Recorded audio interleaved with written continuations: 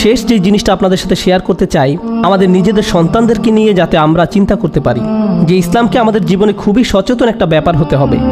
এক সময় মানুষজন কান্না করতো কারণ তারা হজ করতে পারেনি, আর এখন মানুষজন কান্নাকাটি করে কারণ তাদের কাছে আইফোন 6 নেই।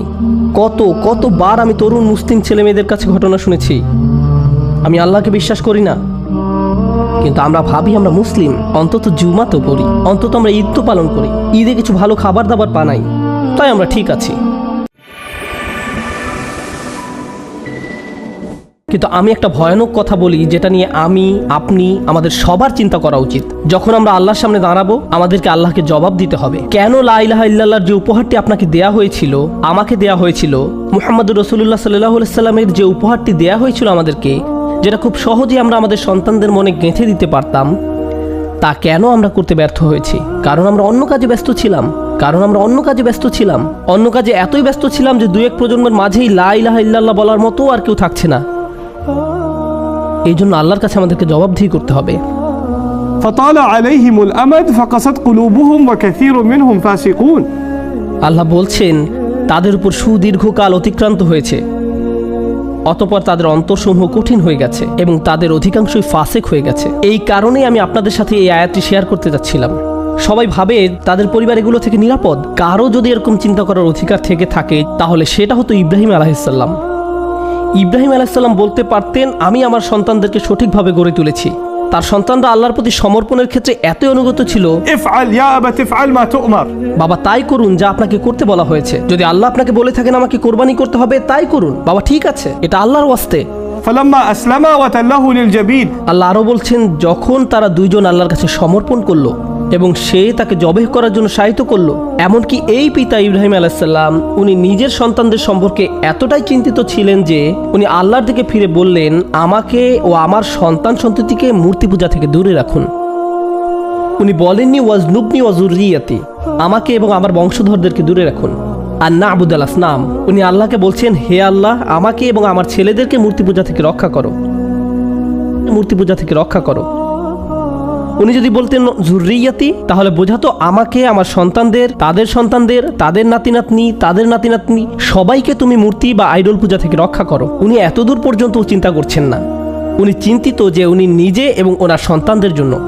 এমনকি তারা আল্লাহর কাছে সমর্পণ করার পরে উনি মনে করছেন যে ওনারা নিরাপদ নয়। হে আল্লাহ, একমাত্র তুমি আমাদেরকে নিরাপদ রাখতে পারো। রব্বি ইন্নাহুন্না আযাল্না কাসীরাম মিনান নাস। এই দোয়াটা পরে আমি সত্যিই স্তম্ভিত, আমি পুরোপুরি অবাক। কাবা সেই বাড়ি যা তিনি বানিয়েছিলেন, উনি বানিয়েছিলেন তার ছেলেকে সাথে নিয়ে। এরপর উনি আবার ওই শহরে যখন ফেরত আসলেন তখন সেখানকার সবাই আল্লাহর ইবাদত করত। এরপরও উনি চিন্তিত এবং আল্লাহর কাছে দোয়া করছেন হে আল্লাহ আমাকে এবং আমার ছেলেদেরকে মূর্তি পূজার হাত থেকে রক্ষা করো। তাই এখন শেষ যে জিনিসটা আপনাদের সাথে শেয়ার করতে চাই, আমাদের নিজেদের সন্তানদেরকে নিয়ে যাতে আমরা চিন্তা করতে পারি যে ইসলামকে আমাদের জীবনে খুবই সচেতন একটা ব্যাপার হতে হবে।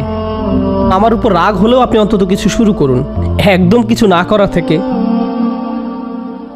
নিজের জন্য, নিজের পরিবারের জন্য এটা আমাদের সকলের চিন্তার বিষয়। প্রত্যেকটি বাচ্চা যারা সন্দেহ করা শুরু করে, প্রত্যেকটি বাচ্চা যারা আল্লাহর কালেমার থেকে ভিডিও গেম নিয়ে বেশি ব্যস্ত, এটা আমাদেরই ক্ষতি।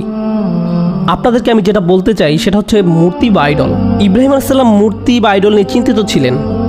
আমাদের সেই সমস্যা নেই, এখানে কোনো মূর্তি নেই, কোনো ক্রস নেই। আমরা এটা নিয়ে চিন্তিত না যে আমাদের সন্তানরা কোনো মূর্তির পূজা করবে। কিন্তু আপনাকে বুঝতে হবে আসলে আইডলটা কি, আসনাম কি। প্রত্যেক প্রজন্মের একটা নিজস্ব আইডল আছে, প্রত্যেক সময়ের একটা নিজস্ব আইডল আছে। আমাদের আজকের সময় আইডল হচ্ছে আরেকটি ব্যাপার। আইডল হচ্ছে এমন জিনিস যেটার আপনি পূজা করেন, যেটার সাথে আপনার আশা আকাঙ্ক্ষা জড়িত, এমন জিনিস যেটা আপনার হৃদয়ে আল্লাহর স্থানটা দখল করে রেখেছে, এটাই আইডল। এবং আমাদের সময়ে খুব স্বাভাবিকভাবেই প্রযুক্তি আইডলে পরিণত হতে পারে। আমাদের সময় খুব সহজেই অর্থ কারো আইডলে পরিণত হতে পারে, যেটার তারা পূজা করে, যেটা নিয়ে তাদের চিন্তা তা হলো অর্থ, বাইরের বেশভূষা, বিভিন্ন ইলেকট্রনিক যন্ত্রপাতি। এক সময় মানুষজন কান্না করতো কারণ তারা হজ করতে পারেনি, আর এখন মানুষজন কান্নাকাটি করে কারণ তাদের কাছে আইফোন 6 নেই। তারা একটি আধ্যাত্মিক সংকটের মধ্য দিয়ে যাচ্ছে কারণ তাদের কোনো নির্দিষ্ট হয়তো ভিডিও গেম নেই। আমার PS3 আছে কিন্তু PS4 নেই। কি ভয়াবহ অবস্থা! বাচ্চারা এইসব জিনিসের জন্য অঝরে কান্না করে। কি করেছি আমরা আমাদের সন্তানদের জন্য আইডল তৈরি করেছি। তারা একদম নিষ্পাপ ছিল, আপনি তাদের সামনে যা দিবেন সে ওটাতেই মগ্ন হয়ে যাবে। এরপর তাদের সে অবসেশনের জন্য আপনি তাদেরকে দোষ দিতে পারেন না। আমি বলছি না যে আপনি তাদেরকে ওগুলো দিবেন না, আমার বাচ্চারাও গেমস খেলে, আমি নিজেও ওদের সাথে খেলি, কিন্তু এখানে একটা ভারসাম্য বজায় রাখতে হবে। আপনার কাজ শুধু আপনার সন্তানদেরকে এসব বিলাসিতার জিনিস সরবরাহ করা নয়। তখন এই জিনিসগুলোই তাদের আইডলে পরিণত হয়, তারা শুধু এগুলোরই পূজা করে, তাদের পুরো জীবন শুধু এগুলোময় হয়ে যায়। কতবার আমি তরুণ মুসলিম ছেলে মেয়েদের কাছে ঘটনা শুনেছি, আমি আল্লাহকে বিশ্বাস করি না। আমি সারা দুনিয়ার কথা বলছি না, শুধু টেক্সাসের কথা বলছি, শুধু টেক্সাসে। আমি আল্লাহকে বিশ্বাস করি না, আমাকে একা থাকতে দাও, আমার ভিডিও গেম খেলতে চাই, একা থাকতে দাও। এই দুইটি জিনিস কিন্তু আলাদা কোনো ব্যাপার নয়। তার ক্ষেত্রে আল্লাহ অন্য ঈশ্বর বা ভিডিও গেম দিয়ে প্রতিস্থাপন হয়ে গেছে। যখন আপনি দিনে 8 থেকে 10 ঘন্টা গেমস খেলছেন, কিন্তু আমরা ভাবি আমরা মুসলিম, অন্তত জুমা তো পড়ি, অন্তত আমরা ঈদ তো পালন করি, ঈদে কিছু ভালো খাবার দাবার পানাই, তাই আমরা ঠিক আছি। ولما يدخل الإيمان في قلوبكم وإن تطيعوا الله ورسوله لا يلدكم من أعمالكم شيئا। আল্লাহ বলছেন, তুমি যদি আল্লাহ এবং তার রাসূলের অনুসরণ করো, তোমার কোনো কাজ বৃথা যাবে না, আল্লাহ আপনার কোনো আমল নষ্ট করবেন না।